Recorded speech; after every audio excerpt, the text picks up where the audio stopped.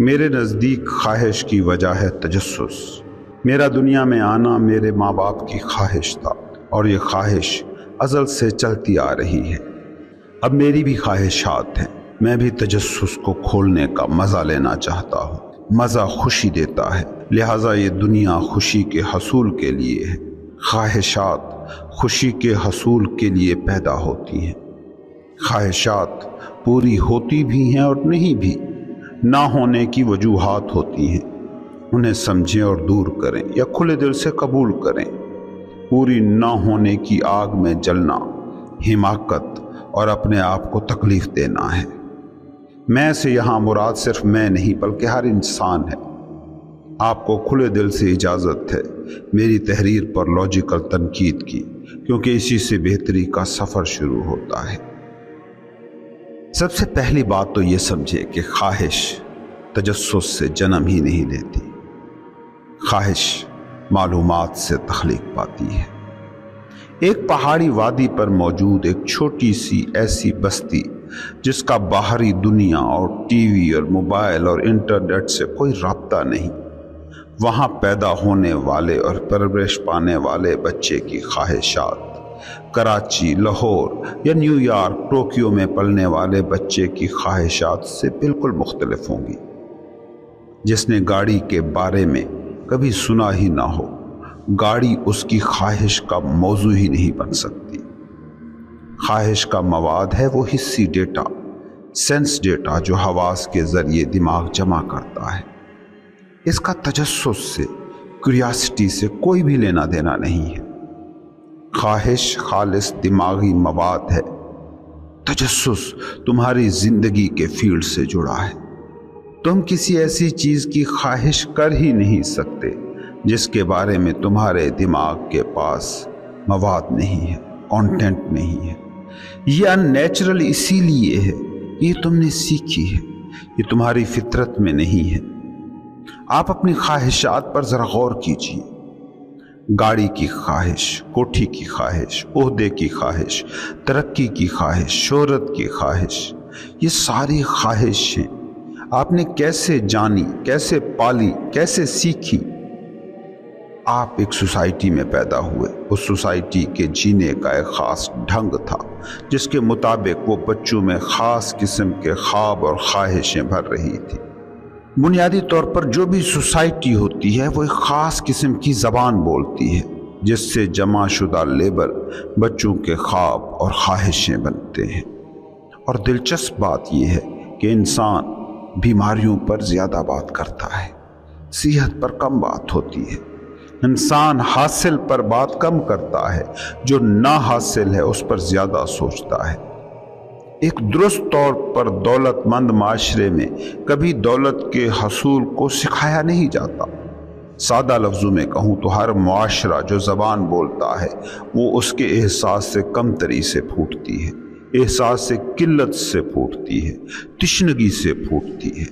تم اپنے معاشرے کے افراد کو غور سے دیکھو، ان کے خواب کھنگالو، ان کی خواہشوں کو چھانو۔ یہ کیا بتا رہی ہیں؟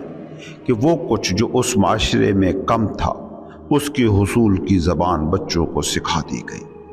تو وہ خواہش جو قلت اور احساس سے کمتری سے پھوٹی ہو، وہ تمہیں کامل اور بھرپور ہونے کا احساس کیوں دے گی؟ تم نے لفظ سیکھے، لفظوں سے آئیڈیاز تراشے اور آئیڈیاز کو خواہشوں میں بدل دیا، اور پھر ان کے پیچھے بھاگنا شروع کر دیا۔ اس پورے کھیل میں کہیں کوئی خرابی نہیں ہے، اس پوری اسکیم کے ساتھ کوئی مسئلہ نہیں ہے۔ مجھ سے کوئی پوچھے کہ کیا خواہش بری ہے، میرا جواب یہ ہوگا کہ ہرگز بھی نہیں۔ تو پھر برا کیا ہے؟ برا یہ ہے کہ خواہش کو سمجھا ہی نہ جائے۔ تم پیدا ہوئے ہو، ایک معاشرے میں رہے ہو، اس معاشرے نے تمہیں زبان سکھائی ہے، لفظ دیے ہیں، لیبل دیے ہیں۔ وہ لفظ، وہ لیبل، وہ زبان تم سیکھ گئے، اس میں کہیں کوئی خرابی نہیں ہے۔ تمہیں جیل دی گئی ہے، جیل میں جی رہے ہو، اس میں کیا مسئلہ ہو سکتا ہے؟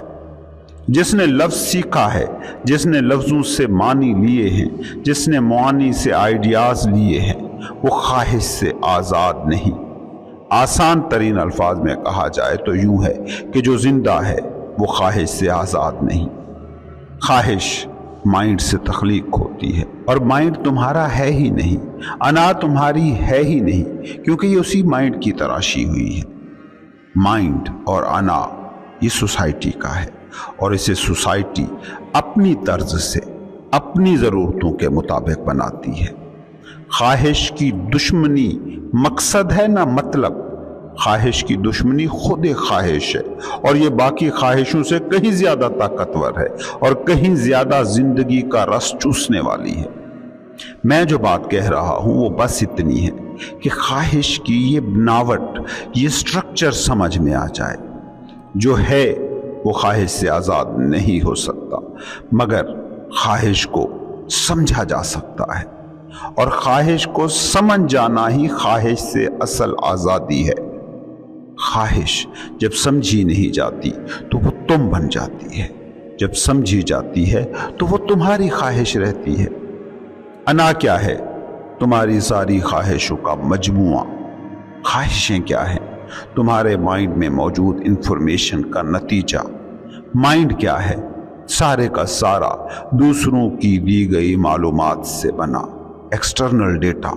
اس کی ساری معلومات ہمیشہ تم سے باہر کی ہوتی ہیں، تو اس کا تمہارے اندر سے، تمہارے باطن سے کوئی لینا دینا ہی نہیں۔ تم کیا ہو؟ خواہشوں کے سارے کھیل میں یہ چیز گم ہو جاتی ہے۔ خواہش وہ بازار ہے جس میں تم کو چھوڑ کر سب کچھ سجا پڑا ہے، مگر اس بازار میں تم کہیں بھی نہیں ہو۔ اب سوال بنتا ہے کہ اس بازار کا کیا فائدہ جس میں شاپنگ کرنے والا ہی موجود نہیں؟ اس کھیل کا کیا فائدہ جس میں کھلاڑی ہی غائب ہو گیا؟ انسان کو دیکھ نہیں رہے، اس کا سجایا بازار جتنا بھرتا جا رہا ہے، اس کے اندر کا خالی پن بھی اسی حساب سے بڑھ رہا ہے۔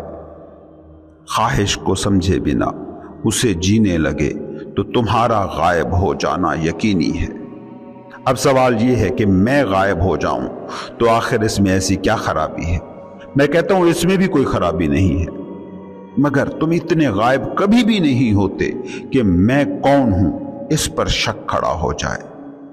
شراب کے مٹکے بھی پی جاؤ تو بھی تم موجود ہی رہتے ہو۔ سارے حواس گڈمڈ ہو جائیں، سب الٹا سیدھا نظر آنے لگ جائے، پھر بھی تم تو رہو گے ہی۔ خواہشوں کی شراب بھی یہی کر رہی ہے، تمہیں ہڑبڑا دیا ہے، مگر اتنا پھر بھی نہیں کر سکتی کہ تم کو غائب کر دے۔ اس لیے غور سے دیکھنا، اس انسان کا مسئلہ اور گھمبیر ہوتا جاتا ہے جس کی بہت زیادہ خواہشیں پوری ہونے لگ جائیں۔ گوتم بدھ بادشاہ کا بیٹا تھا، گھر والوں نے طے کیا تھا کہ اسے کسی دکھ کو نہیں دیکھنے دیں گے۔ بچپن میں ہی کسی سنیاسی نے پیشن گوئی کی تھی کہ یہ شخص یا تو بڑا بادشاہ بن جائے گا یا پھر یہ دنیا چھوڑ دے گا، دنیا کو ترک کر کے جنگلوں میں نکل جائے گا۔ کہیں دنیا ترک نہ کر دے، اس ڈر سے اس کی زندگی کو عیش و عشرت میں گم کر دیا گیا۔ اسے محل سے باہر کی زندگی دیکھنے نہ دی گئی، کسی بیمار سے اس کا سامنا نہ ہوا، کسی کی موت اس کے سامنے نہ لائی گئی۔ رقص، عیش و عشرت کا سارا سامان، ہر خواہش بننے سے پہلے پوری کر دی گئی۔ آخر میں کیا ہوا؟ اس نے پھر بھی وہ دنیا ترک کر دی۔ خواہش کی مصیبت کا درست اندازہ انہیں ہوتا ہی نہیں کہ جن کی خواہشیں کم ہی پوری ہوتی ہیں۔ اس کی اصل اذیت وہ لوگ سہتے ہیں جن کی بہت سی خواہشیں پوری ہو جاتی ہیں۔ تم غریب ہو، 2 وقت کی روٹی کے پیچھے بھاگ رہے ہو، یقیناً سمجھتے ہوگے کہ بڑی مصیبت میں ہوں، لیکن تم اس کی مصیبت کو نہیں سمجھ سکتے کہ روٹی اور روزمرہ کی زندگی کی ضرورتیں جس کا مسئلہ ہی نہیں رہی۔ اس کی اذیتوں کے مسائل ہمیشہ اس شخص سے زیادہ ہی ملیں گے۔ یہ خواہش کا میکینزم ہے، وہ خواہشات جن کا انا مجموعہ ہے۔ سوال کرنے والے نے کہا ہے کہ خواہشات پوری ہو جائیں تو ٹھیک، نہ ہوں تو اس کے پیچھے جلنا کوڑنا حماقت ہے۔ یہ حماقت پھر کیوں ہوتی ہے؟ یہ بات جو آپ نے کی ہے اصولی طور پر درست ہے، مگر عملی طور پر نہیں۔ تم نے خواہش کی ہے تو اس کی تکمیل دو ہی صورتوں میں ممکن ہے، خواہش پوری ہو جائے، اور جیسا آپ نے کہا کہ اس سے خوشی ہوتی ہے تو اس سے خوشی لے لی، پوری نہ ہو تو اس سے دکھ نہیں نکلنا چاہیے۔ جس چیز سے تم نے سکھ کا رشتہ جوڑا ہے وہ نہیں ملے گی تو اس سے دکھ مل کر رہے گا، اس سے دکھ نہ ملے یہ کبھی ہوا ہی نہیں ہے، یہ نیچر کے اصول کے خلاف ہے۔ تم اپنی کسی بھی خواہش کو اٹھا کر دیکھ لینا، ایون وہ خواہشیں بھی جو پوری ہو کر خوشی کی وجہ بن گئی تھی، اور وہ بھی جو پوری نہ ہوئی، ہر خواہش دکھ پر ختم ہوتی ہے۔ دکھ خواہش کا سایہ ہے، خواہش پکڑ لی تو دکھ بھی پکڑ ہی لیا۔ اس کی وجہ یہ ہے کہ کچھ ان ریئل کسی ریئل کو بھر نہیں سکتا۔ خواہش in real mind, in real انا میں پھوٹا ایک ان ریئل سراب ہے، اس سے وہ بھرپور نہیں ہو سکتا جو ریئل ہے، اور تم ریئل ہو۔ خواہش ان ریئل ہے، جو خواہش بھر لو، جس بھی خواہش کی تکمیل ہو جائے، اس سے تمہارے مکمل ہو جانے، تمہارے پرمسرت ہو جانے کا، تمہارے پیسفل ہو جانے کا کوئی امکان نہیں ہے۔ تو یہ خب تو ہرگز بھی مت پالیے گا کہ میں خواہش کرتا ہوں، وہ پوری ہو گئی تو مزے، نہیں ہوگی تو میں اس سے متاثر نہیں ہوں گا۔ تم متاثر ہوئے بنا نہیں رہ سکو گے۔ ایک بات سوال کرنے والے صاحب نے کی، خواہش کی وجہ تجسس ہے۔ نہیں، تجسس اور خواہش میں زمین آسمان کا فرق ہے۔ خواہش میں انا ایکٹیو ہوتی ہے، تجسس میں ہستی، زندگی فعال ہوتی ہے۔ یہ بات دلیل سے سمجھنے کی بجائے ایک سادہ مثال سے سمجھیں۔ ایک 2 ماہ کا بچہ 2 گھنٹے سے بیڈ پر سویا اپنے سر کے اوپر چل رہے پنکھے کو حیرت سے دیکھ رہا ہے۔ دوسرا ایک نوجوان شخص ہے جو 2 سال سے ایک فیکٹری کو حسرت سے دیکھ رہا ہے۔ جب بچہ پنکھے کو دیکھ رہا ہے تو وہاں صرف حیرت چل رہی ہے، جبکہ اس نوجوان کے تھاٹس چل رہے ہیں۔ اس فیکٹری سے پوری ہوتی ضرورتیں، پسند کی لڑکی، پسند کی گاڑی، پسند کا گھر، اس کی پوری زندگی چل رہی ہے، اس کا پورا مستقبل چل رہا ہے، اس کی ماضی کی ساری محرومیاں چل رہی ہیں۔ تجسس اور خواہش میں یہ بنیادی فرق ہے۔ تجسس کی حیرت آپ کو سمٹا کر اس پل میں لے آتی ہے، خواہش کی طلب آپ کو اٹھا کر مستقبل میں لے جاتی ہے۔ خواہش اسی کا ہی تو نام ہے، اس پل میں نہ ہونا۔ اس پل میں جو تمہیں حاصل ہے اسے تم کبھی خواہش نہیں بناتے، وہ کبھی تمہاری خواہش کا موضوع نہیں ہوتی۔ خواہش ہمیشہ تم سے آگے ہوتی ہے، تم ہو یہاں اور خواہش ہے تمہارے وہاں ہونے کی۔ خواہش کا سارا دکھ یہی ہے کہ اس پل سے تمہیں الگ کر دیتی ہے، اور جو اس پل میں نہیں ہے وہ غیر زندہ ہے۔ اس لیے میں کہتا ہوں کہ خواہش کو سینٹر آف لائف بنا کر جی رہا شخص انا ہے، زندگی نہیں ہے۔ انا مردہ ہے، ہستی زندہ ہے۔ خواہش کی وجہ تجسس ہو ہی نہیں سکتا۔ تجسس کا نئے پن کے ساتھ تعلق ہے، تجسس کا زندگی کے ساتھ تعلق ہے جو ہر دم نئی ہے۔ تجسس کا تعلق اس پل میں وارد ہوئی حیرت سے ہے۔ خواہش کا نتیجہ تو تمہیں آلریڈی معلوم ہوتا ہے، اس میں تجسس کیسا؟ گاڑی کی خواہش ہے، کیوں ہے؟ کیونکہ اس کا نتیجہ تمہیں معلوم ہے۔ تم تیزی سے سفر کر سکو گے، تم محلے والوں کے سامنے شو آف کر سکو گے، رشتہ داروں کو جلا سکو گے، معزز آدمی کہلائے جا سکو گے۔ اس میں حیرت کہاں ہے کہ جب گاڑی آ گئی تو یہی کچھ تم کرو گے۔ ملک کے صدر بن جانے کی خواہش ہے، پوری ہو گئی تو کیا کیا ہوگا تم بہتر طور پر جانتے ہی ہو۔ سو خواہش کی وجہ تجسس ہو کیسے سکتا ہے؟ تجسس تو نئی زمینوں کی سیر کا نام ہے، نئے کو چھونے کا نام ہے۔ اس سینس میں دیکھنا ہے تو میڈیٹیشن ہے تجسس، کہ جب تم بیٹھے زندگی جی رہے شخص پر ہر پل اتر رہے نئے احساس کے گواہ بنے بیٹھے ہو۔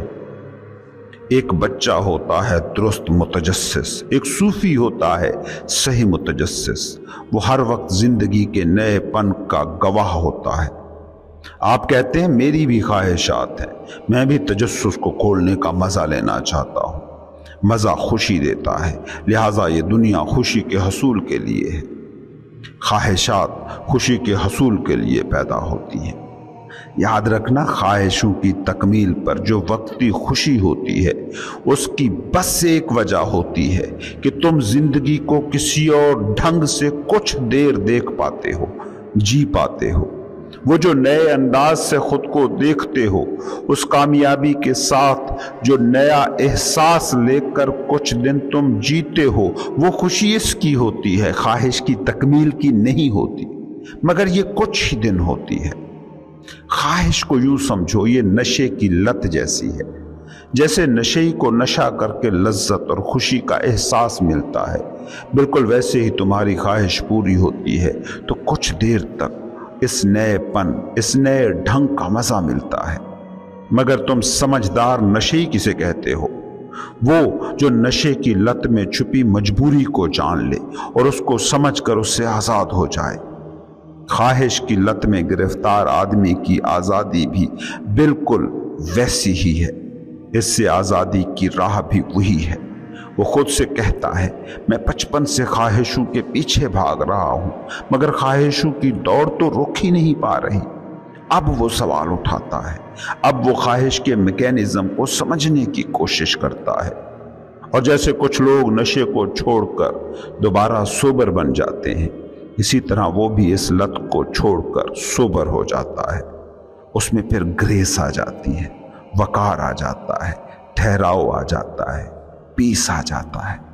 سمجھدار نشئی یہ بات جان لیتا ہے کہ جو نشہ میں کرتا ہوں وہ میرے اندر ہی کسی پوائنٹ کو جا کے ہٹ کرتا ہے، بیدار کرتا ہے۔